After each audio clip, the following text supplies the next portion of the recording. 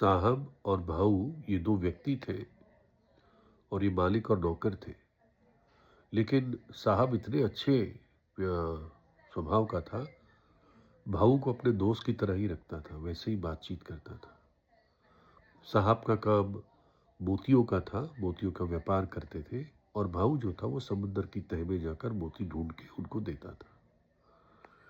एक दिन आया कि भाऊ ने कहा कि साहब अब ये मेरी आखिरी आपके लिए मोती लाया हूँ, इसके बाद मैं एक लंबी यात्रा पे जा रहा हूँ, मुझे स्वर्ग जाने की तैयारी करनी है। बोला कि ये क्या बात है?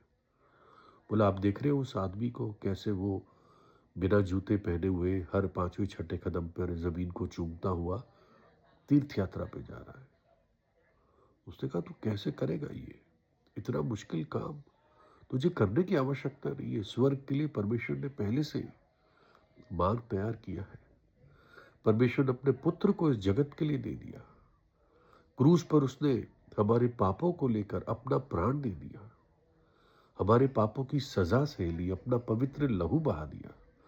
तुझे तो सिर्फ पश्चाताप करके प्रभु यीशु पे विश्वास करना है। वो जीवित है, वो तीसरे दिन जी उठा मृतकों में से, और अपने हृदय में उसे बुला, तुझे स्वर्ग अवश्य मिलेगा, अनंत जीवन तेरा है, तोहफा है परमेश्वर का। भाऊ ने कहा नहीं साहब, ऐसा नहीं हो सकता, मुझे खुद ही अपने पापों के लिए प्रायश्चित करना होगा, मुझे स्वर्ग अवश्य जाना है। तो खैर भाऊ ने कहा साहब मेरे घर चलिए, आपको एक आखिरी तोहफा देना चाहता हूँ। घर गया, एक डिब्बा निकाला, कपड़े में कोई चीज थी, कपड़ा खोलकर एक बहुत सुंदर बड़ा मोती साहब को दिया।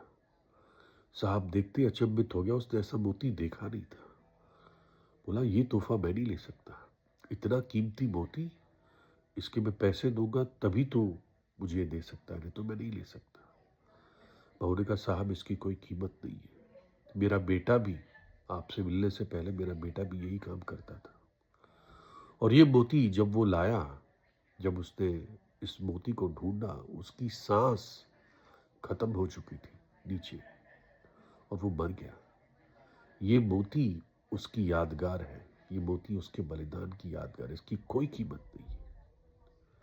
तो ये सिर्फ तोहफे की तरह आप लीजिए, नहीं तो मैं नहीं दे सकता आपको।